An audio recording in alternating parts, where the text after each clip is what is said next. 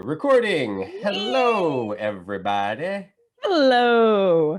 I'm Theo Black. And I'm Sarah Black. And we watched a few movies this week. We did not watch Mr. Holland's Opus like we said we would, but we're watching that next week. It's just, we did too. It's a little my fault because I had meant for us to watch Nothing Sacred last week and just totally screwed up just had a brain fart. I don't know. So I still wanted to watch it, but I also still wanted to watch The Lady Eve, which I had decided on replacing it with. So I made us watch both. And then also there's something happening today. Some men are gonna hit other men, and whoever does things with the balls the best is the winner. Glad to see the Chiefs and the Buccaneers. I'm a little surprised you're not wearing your sports t-shirt. I should be wearing my sports t-shirt. I wore my my nitrate fake Dodgers jersey here, but it's a little too cold to. I liked a few sports movies, to be honest, but in general, I don't follow sports, and the Super Bowl is happening today, and you have to go do things with that. So let's get started talking about Nothing Sacred. Yes, and actually, this is a good segue to Nothing Sacred, because the poster for Nothing Sacred is a picture of Fredric March and Carole Lombard facing off as boxers. Which does not, well, I guess it does occur. So spoilers for this 1937 film that is out of copyright, and you can watch for free on Amazon. Yeah, and a lot of other places, including a bunch of those. If you have a Roku or something like that, it's on a bunch of those channels that just collect these non-copyrighted. They have like big cinema reel film. Yeah, just terrible names. Screen, so on. So, do you want to summarize this one, or do you want me to summarize it? I think we already know who's summarizing which for the next two, but. Yes, I'll summarize this one. Why not?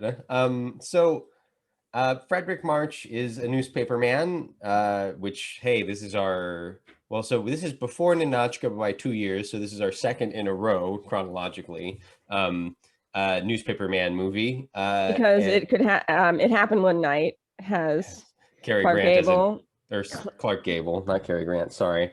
Cary Grant's in a lot of rom-coms, okay? Clark Gable is a reporter, and here Fredric March, who is the man of the hour for us lately. I've seen a lot of his films. He's in 2 of these, right? That we're talking about today, yes. Yes, plus he's in a number of other things we've seen recently. Yes. Anyway, so starting over. Fredric March is a newspaper man, and he's chasing a story, and the story he's chasing currently has to do with radium poisoning. And he goes to a small town where he's trying to find a victim of it. I forget what the exact setup for that is, but Carole Lombard plays this woman. And she doesn't have radium poisoning. Turns out she's going to be fine.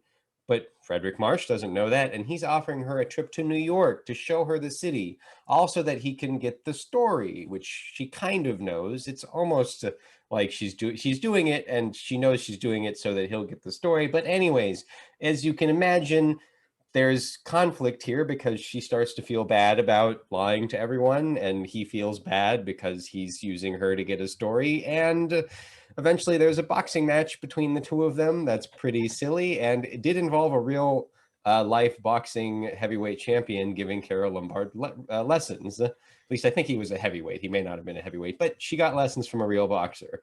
And that's the synopsis. I mean, did I miss anything? That's pretty much it. No, not really. I did a good one that time. I did good. I didn't wander. I didn't do anything bad. I pulled a lot of these that we picked. I just looked up kind of best of, and I've seen a lot of best of stuff that I didn't want to watch again, like Philadelphia Story. I do need to rewatch His Girl Friday, but I didn't really want to rewatch it. Stuff like that. And this was one that came up. So that's where I got. And it's medium. Well, so there's two pieces to this that I want to start right at the top. So I want to let you talk because I take over sometimes, especially with these rom-coms. Oh, hey, this is your thing, so it's cool. But the first two things I want to say before we get into the real discussion of the movie is, one, this is theoretically, per Wikipedia, the first screwball comedy Technicolor, which gives it some distinctions, as it's also the first movie to use, I think, some effects like fades and stuff like that as a Technicolor movie. So it has that distinction. I believe it's one of the movies that's, in the Library of Congress or whatever. and has that distinction. And the second distinction is because it's out of copyright, it's impossible to find a nice version of it to watch. You have to buy a Blu-ray of it, which I think Kino or somebody released. I forget who. Somebody did release a version of it, but it's free, so nobody's going to pay to use that version, which is, I think, what you have to do. And I don't know why that is, because when you restore things, it's different, blah, blah, blah. I don't know. I don't understand. But it's not available anywhere as far as I'm aware, unless you like pay for it. I feel like that happens to movies unless the criteria, like Night of the Living Dead, like you want to watch the Criterion Channel version because otherwise you're getting the crummy non-restored, but Criterion has restored it. Yeah, it's hard to know what you're doing and where you're getting it from. Yes, and I think it was actually Columbia who restored this, because I think it's a Columbia movie. I forget, whatever. So I think the studio who actually owned it restored it, but I'm not positive. And again, I think the only way you can get it is by actually buying a physical copy, or maybe you can buy an HD version of it somewhere. But again, there's not a lot of reason to, because they can just offer you this free version to stream that looks really shitty. Right, and I mean, who's searching for nothing sacred? Unfortunately, we know how people feel about romantic movies, so we do. I mean, it happened one night. I'm being a little facetious, but you're being a little facetious, but it is a slightly lesser known romantic comedy from 1937, which is not a year that a lot of people are really like, oh yeah, I want to go see a 30s rom-com. No, you kind of have to be into film or into rom-coms to do that. Although the 30s rom-coms, I feel like, have a distinction over like 60s rom-coms, you know. Who talks about 60s rom-coms? I mean, that's the era of more things like Gigi and Lily rather than, or Marilyn Monroe films, which I guess are technically rom-coms, but they're a little... No, they're music. They would consider those musicals first, I guess. Yeah. A musical rom-com? I don't know. That musical goes in front of rom-com, apparently. I don't know. So what feelings do you have about Nothing Sacred? I'm a little mixed. Unfortunately, we started off strong with It Happened One Night in Ninotchka, which we really liked both of them, basically. And this week is a bit more mixed, though I do have one that I really love. I'm going to say that Nothing Sacred is a movie that is more interesting than it is good, maybe. Either it's more interesting than I liked it, or it's more interesting that it is good quality-wise. I'm not sure which. I agree. Like, I like the ideas a little more than I enjoyed watching it, but I didn't not enjoy watching it. Right. It's not a bad watch. It's just like, this isn't quite the level of historical document that I get from like some of the times I've watched German expressionist film from like earlier in the 30s or late in the 20s. This is more like somebody was trying to do something interesting in the script about how newspaper men are cynical and how they try to get a hot story and like corruption. And it's not just about the newspaper men. It's also the way we'll exploit people who may be suffering and dying in order to get a story. Like, that was definitely in the movie. It was part of their relationship was him kind of realizing what he'd done to her, and her being what he'd done to her by making her the spectacle, right? Where no one really cared about her. They just wanted to feel good that they're supporting a dying woman, and her not enjoying this lie she's perpetuated in order to get this free trip to New York. Her being kind of like, well, this actually kind of sucks because you get to go to to theaters to see these wonderful things, including some really problematic. But that's something that almost is a glass. How cynical are you? Because there was something to that. They go to, while they're in New York, they go to this theater where a parade of offensively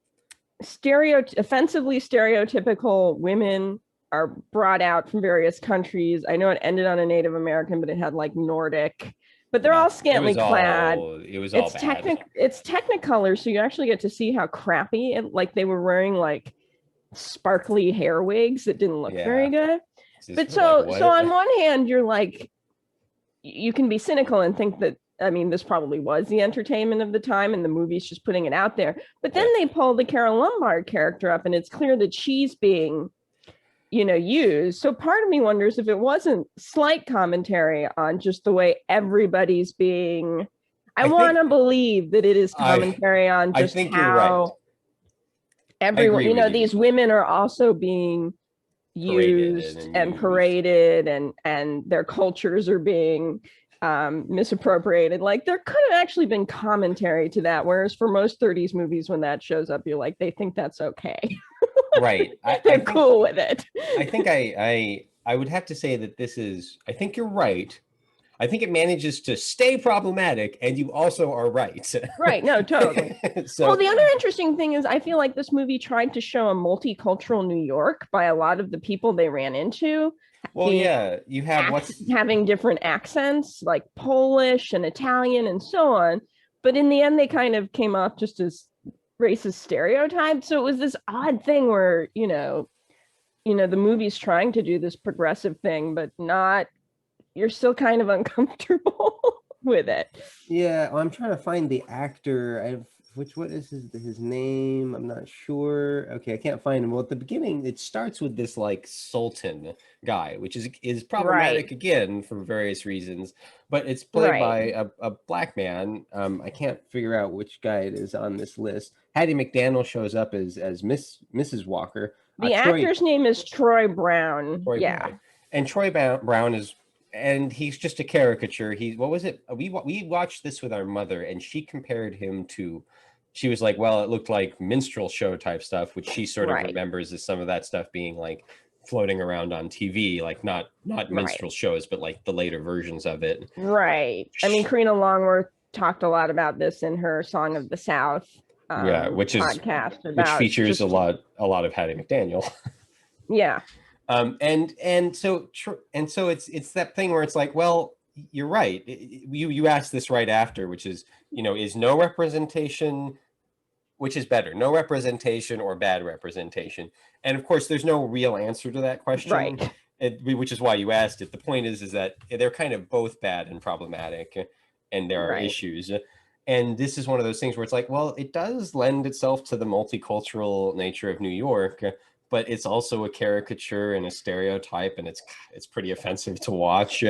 I mean, it's nice to see Hattie McDaniel because I like her just as an actress whenever I've seen her, and it's like. Although I will say I get confused, and like no one watches us, so I probably won't offend too many people, but I get a little confused on the accent issue, where like having characters with accents is racist, and I'm like, but people who don't speak English natively have accents. I've been watching K-dramas where it's an issue. But I think it's kind of when you only have people speaking with, especially when you consider the large populations of people from other parts of the world who've been, who. Well, because are you talking about like Asian Americans, Mexican Americans, there are groups of this population who've been in the United States long enough that plenty of them English is their first language. So when you constantly depict people like as having accents, it's an issue. So I got confused at the start here. Are you talking about our Polish guys who show up as firemen? Well, there's also the Italian guys who are. Okay, I thought you were talking about the black characters still, because there is a discussion of how accenting and how dialects work. I'm not sure what the way to say it is. Yeah. And that's where it's like you run into trouble, because it's like, well, a white person wrote this script, but is this how people actually talk? I mean, we're just trying to represent reality, but then you get into problems where you're like, So it's I will say in this case, these people, it's like their entire role is their accent, and I think that is a problem. For the Polish and the Italian guys. Yeah. Well, that's the part where it's like, again, it's fun to see these Polish firemen and these Italian guys show up, and you're like, well, I guess so I have two more. I have two things to say on this. Do you have two? So the first is, I saw something the other day. It went by on Instagram or something, and I forget who it was attributed to, maybe Francois Truffaut or something. But it's like, if you have something comedic and then you switch easily into melancholy, you have something that's great. If you have something that's comedic and melancholy, then you're really doing it. You really have done the thing. Now it's just a quote. It's just a thing. But I like what? I hate Charlie Chaplin. I hate pathos. Oh, get over yourself. It's that's some people. That's how it works. This is just a quote from a creative person. Okay. And so the second thing is that Oh shoot, I forgot the second thing while I was talking about that. Oh wait, the movie. One of my immediate thoughts after this was like, well, in Ninotchka, you know, there, we have non-Russian people playing Russian people, and there's questions there for problematic nature and whatnot. But it's not done in there. It is less problematic when it's not done in like anger or to make fun of the people. It still is problematic, but it tends to be more forgivable, or you're like, oh well, they're trying to do something here that's not really that. They were just the characters were also fleshed out. The characters weren't Russians, right? That too. But it was also done in such a way as where you're like, well, nobody's making fun of them because they're Russian. Maybe there's some jokes related to their culture, but it doesn't necessarily like it's not just all problems.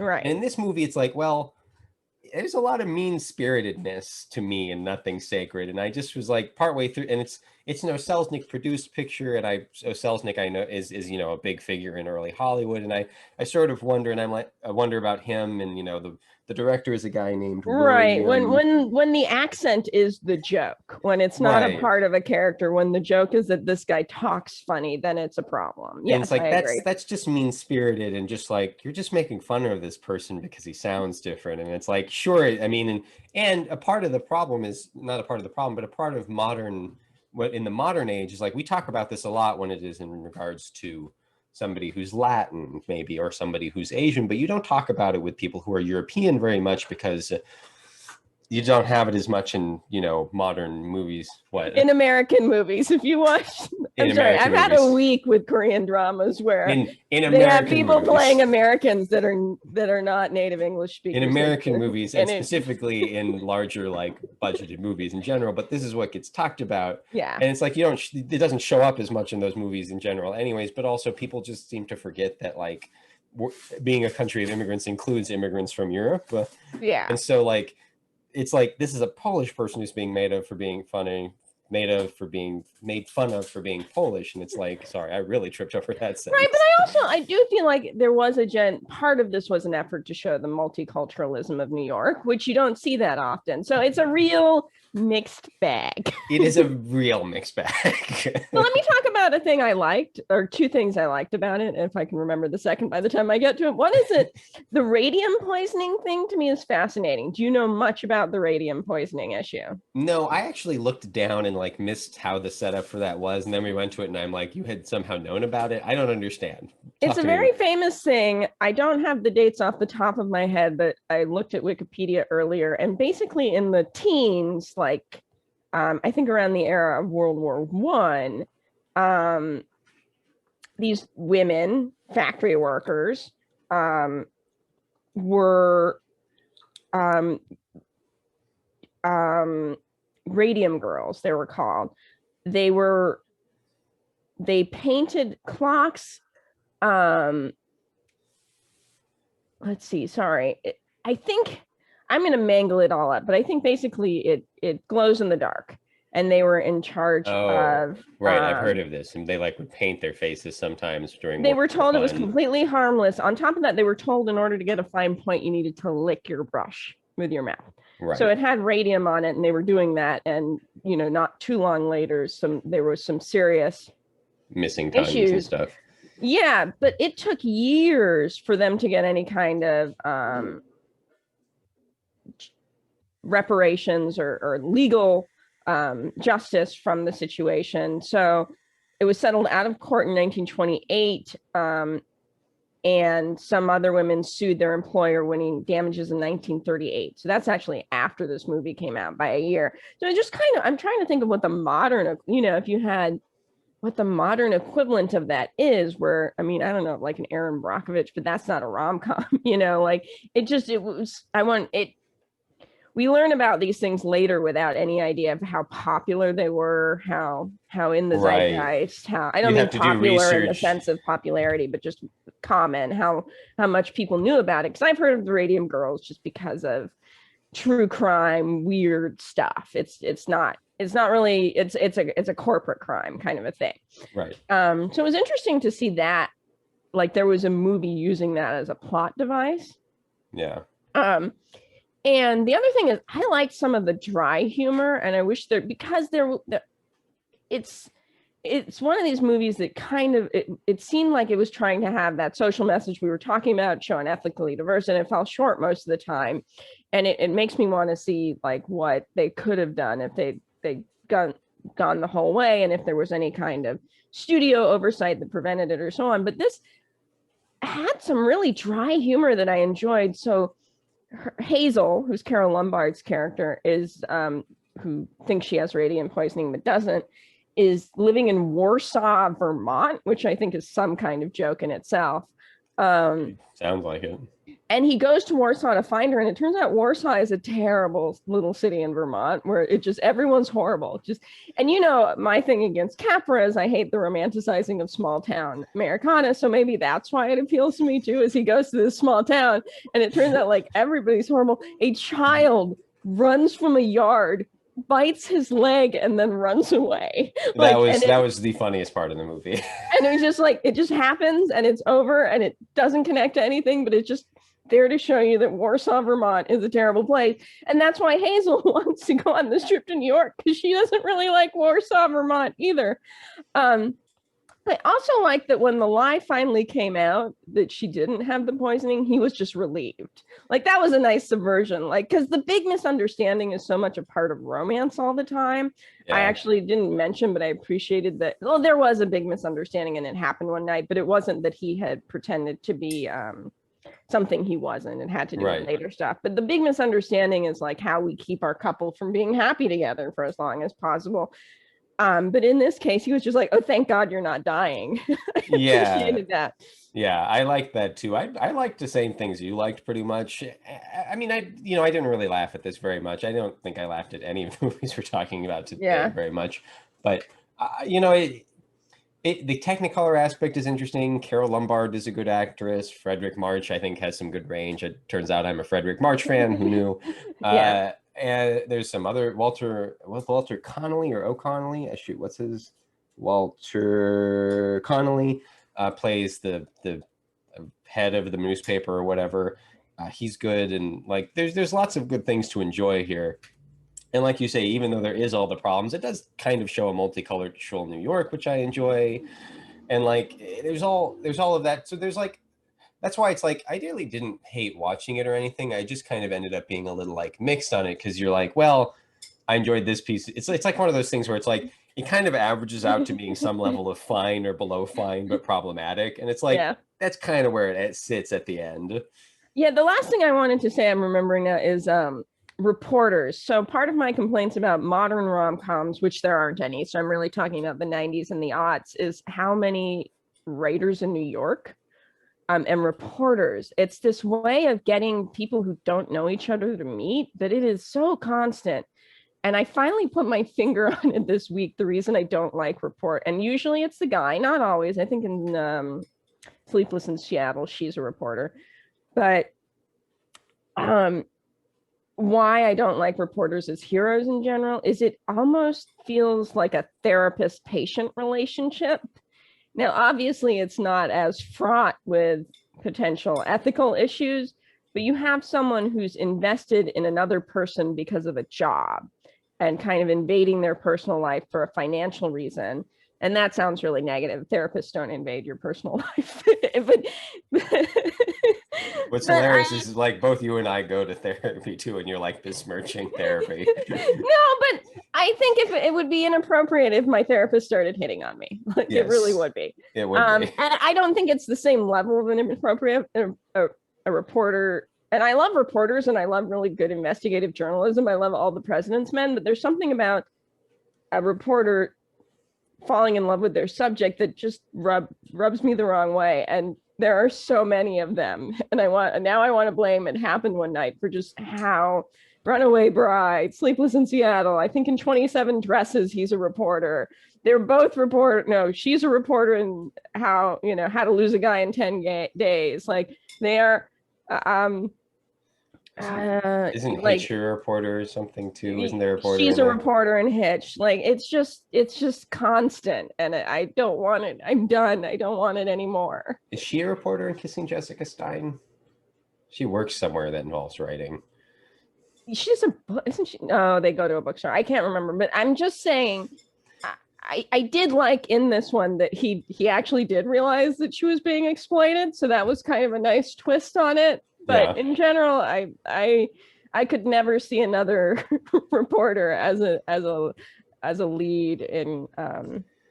I would much rather watch Spotlight or All the President's Men. I have this theory because, like, so people who make movies, you know, have to deal with critics and people writing about their movies, and often, you know, not often, but not irregularly, you know, some movies get a lot of press for, you know, like various reasons with their depiction or whatnot, and movies become a part of the culture, and so there's lots of articles written about them, and so there's always been this love-hate relationship between film and reporting, I think. And so that's led me to believe that, like, people who are, you know, suits in an office somewhere who are greenlighting these movies or sending down, like, this is what we want a movie of, are like, oh, you know, well, what if a reporter, the devil of a reporter fell in love?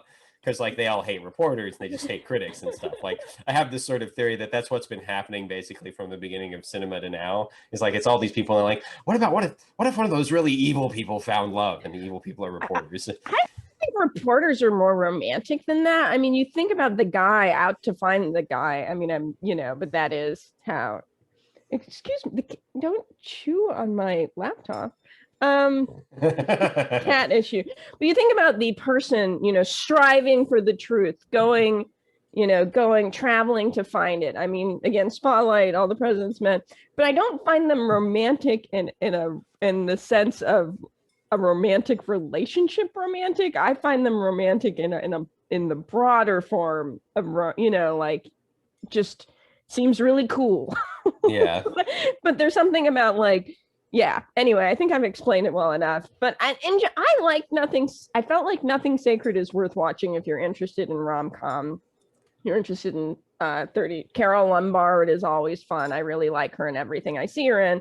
But yeah, it's not one that you sell to someone who hasn't seen It Happen One Night, hasn't seen, like, I'm not going to go around recommending it to people unless they've already seen all the others and are looking for something. Yeah, I'd recommend this. I want to see how radium poisoning was utilized as a plot device, or if you want to New York from an airplane in the 30s. That was kind of cool, but yeah. That was cool. If you want to see, like, a screwball comedy, specifically an earlier one, if you want to see, like, an early 30s movie, like early Hollywood movie, if you want to see, you know, rom-coms, if you want to be a completist in that way, if you're interested in just old Hollywood in general, if you're interested in, like, Technicolor and some of the history around that, there's reasons to watch this. And kind of, like, if any of those, like, exist somewhere in the sphere of you know, somebody watching us, I guess, one of the 5 people, then, like, this is probably for you. But, like, this is not one where, like, oh, you don't like rom-coms? Here, try Nothing Sacred.